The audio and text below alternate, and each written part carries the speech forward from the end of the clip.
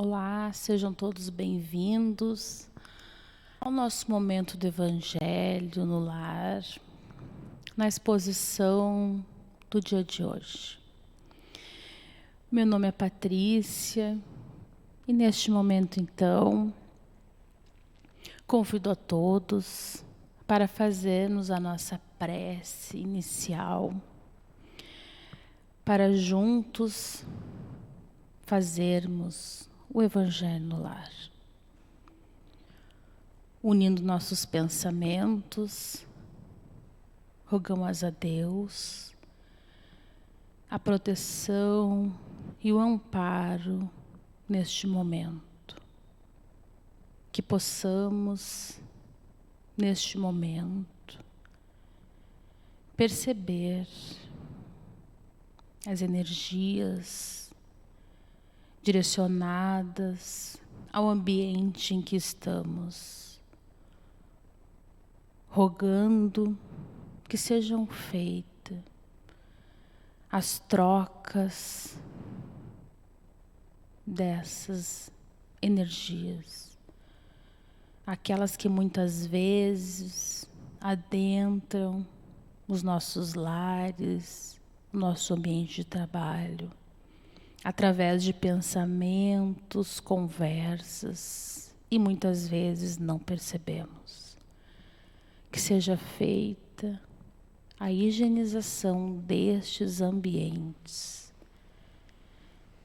Para isso, pedimos que esses bons espíritos estejam conosco neste momento, para que aquelas dores mais íntimas que todos nós trazemos em nossos corações também sejam amenizadas. Jesus, tu que é nosso Mestre, todos os dias esteja conosco. Que assim seja.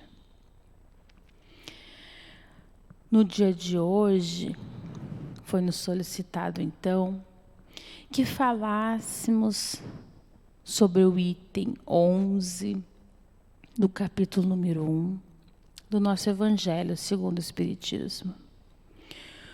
O capítulo número 1 tem o título Eu não vim destruir a lei. O capítulo número 1 ele é dividido nas seguintes partes: as 3 revelações, Moisés, Cristo e Espiritismo, a aliança da ciência e da religião, e na parte das instruções dos Espíritos vai falar sobre a Era Nova. O item 11 está na parte das instruções dos Espíritos à Era Nova. O item 11 vai falar sobre Santo Agostinho. Ele começa assim: Santo Agostinho é um dos maiores divulgadores do Espiritismo. Ele se manifesta quase que por toda parte. A razão disso encontramos na vida desse grande filósofo cristão que pertence a essa vigorosa falange dos pais da Igreja. Santo Agostinho, então, se manifesta em várias obras do Espiritismo. Quando esteve encarnado como Santo Agostinho, fazia parte da religião católica. Estudiosos, ao lerem seus textos e compararem aqueles que ele próprio deixou escrito quando encarnado, percebem a total semelhança e confirmam que é de autoria dele.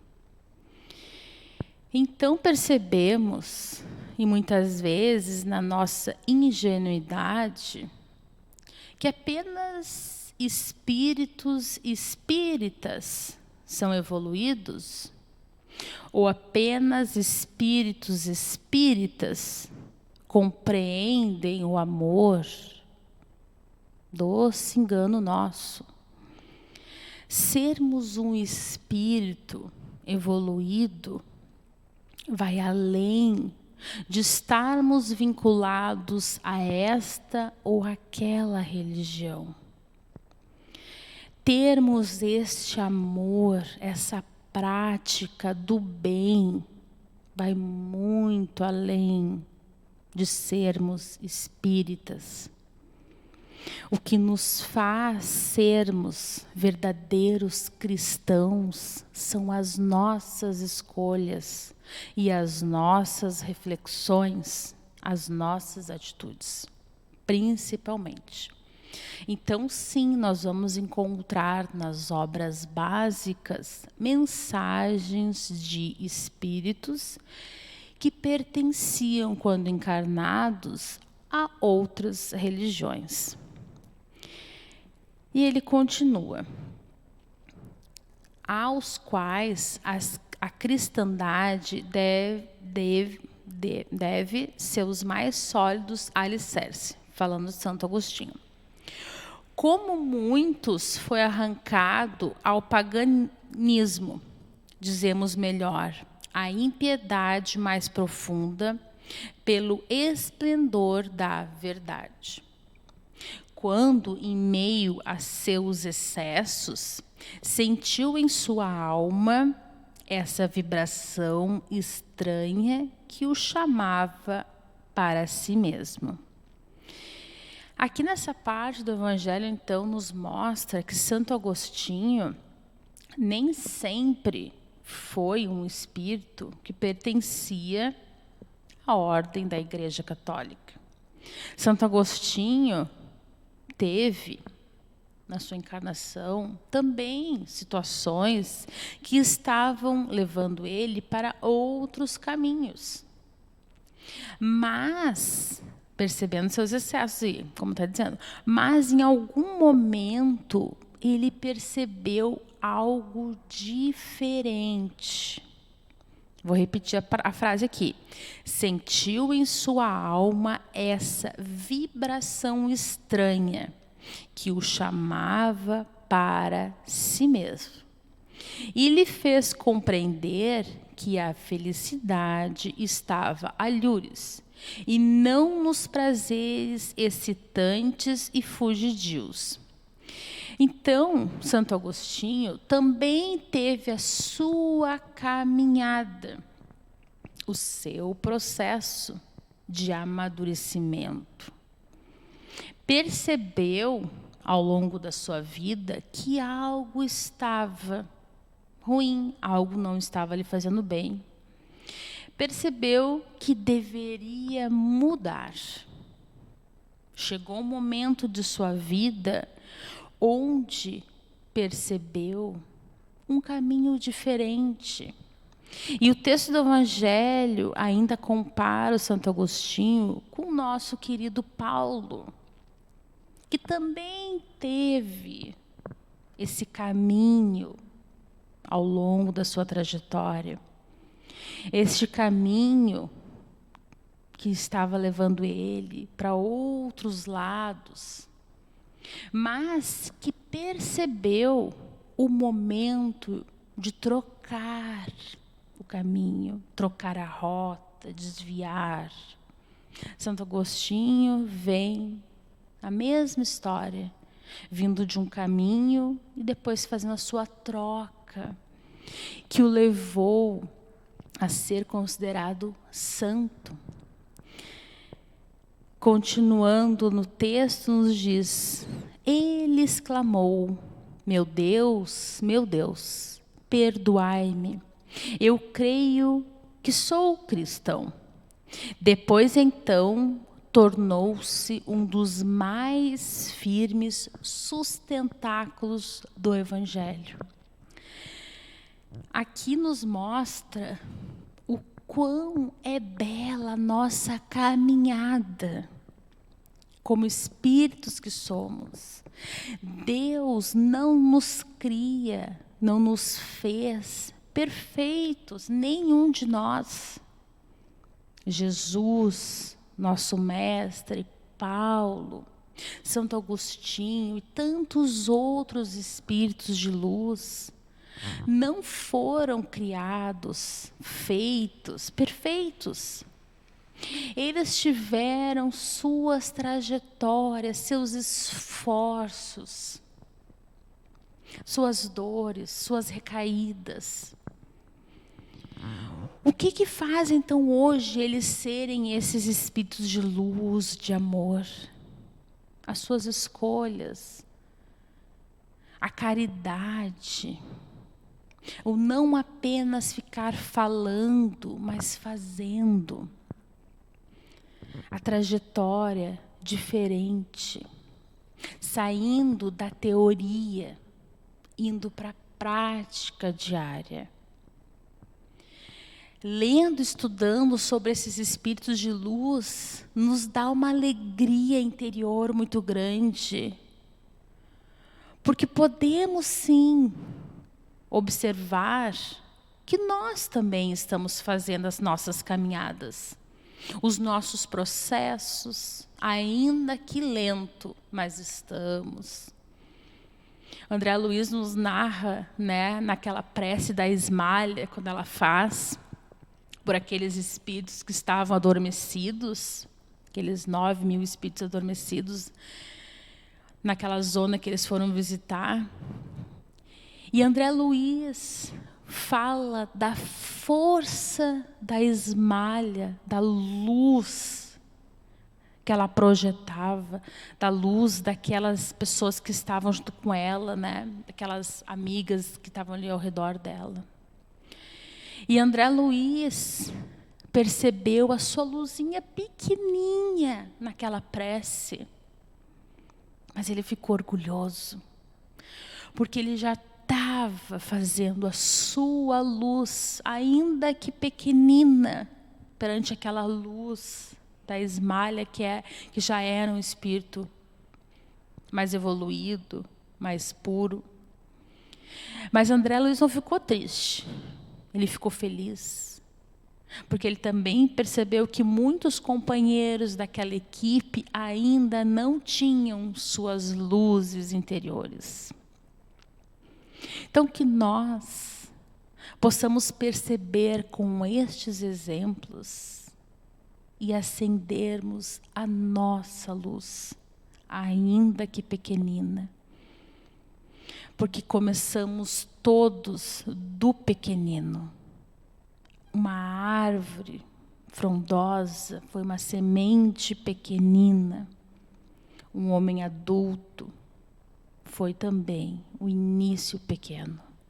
Que nós possamos perceber essa trajetória da vida e nos colocarmos neste processo de evolução.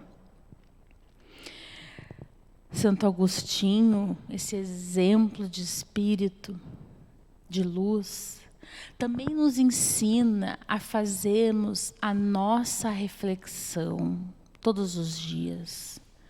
Ao deitarmos, refletindo sobre como foi o nosso dia,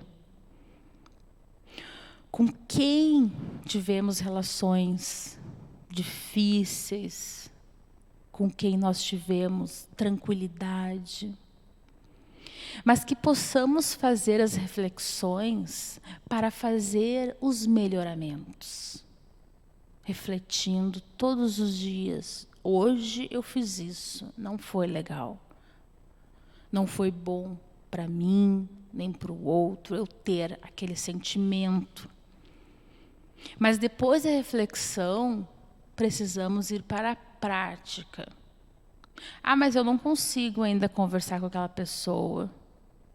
Então nós vamos compreender o processo.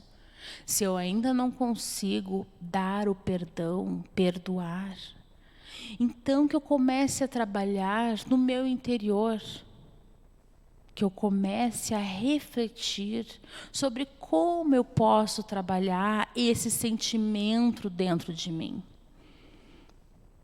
alcançando, sim, através de uma prece, de um pensamento positivo, aquele que a gente ainda não consegue conversar e pedir o perdão ou dar o perdão. Nós precisamos fazer o movimento, fazer a mudança. Neste texto ainda continua. Santo Agostinho nos diz: eu estou persuadido de que minha mãe voltará a me visitar e me dar conselhos, revelando-me o que nos espera na vida futura. Então, Santo Agostinho já nos dizia dessa vida futura. Ele viveu mais ou menos no ano de 400 e já naquela época ele percebia algo a mais. Percebia que a vida não era só apenas o que estava vivendo, essa parte terrena. Já compreendia algo a mais. Que ensinamento nessas palavras e que previsão brilhante da futura doutrina. É por isso que hoje, vendo a chegada, a hora para a divulgação da verdade, que ele havia pressentido outrora, se fez dela o ardente propagador e se multiplica, por assim dizer, para responder a todos aqueles que o chamam. Escreveu Erasto, discípulo de São Paulo. Que possamos então refletir nos ensinamentos desse Espírito que esteve entre nós e que faz parte da codificação da nossa doutrina. Santo Agostinho então nos ensina a fazermos estas reflexões. Que o Evangelho no lar seja esse momento em família para reflexões, não para estarmos apontando ou fazendo julgamentos de situações com os nossos familiares. Que possamos convidar aqueles que moram conosco para fazermos essas leituras, as preces, mas jamais impor. Vamos convidar. Se ninguém quiser nos acompanhar, então faremos sozinhos este momento, iniciando com uma prece, lendo um item do Evangelho. Podemos colocar outras leituras também, preces, e finalizando o trabalho do Evangelho também com outra prece. Aqueles que têm crianças, lembrem de contar histórias para elas, para que também estejam neste momento do Evangelho. Assim como aqueles que têm jovens, que possamos fazer uma breve leitura juvenil, que temos muitas, para que esse jovem também se sinta pertencente a este momento do Evangelho no lar. Não esquecendo, queridos amigos, de pedir proteção pelo nosso lar, mas também por todos, por toda a humanidade do nosso planeta.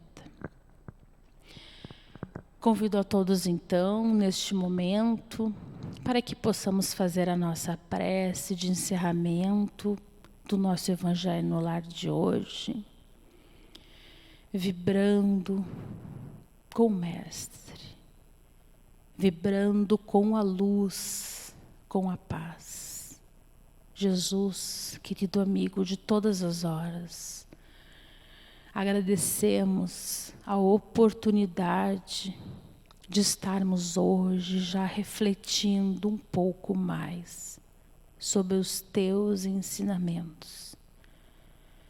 Pedimos, amigo querido, que perdoe a nossa pequenez, a nossa ignorância em tantas situações e que possamos nós também fazermos o exercício do perdão com aqueles que ainda nos ofendem, que nos machucam.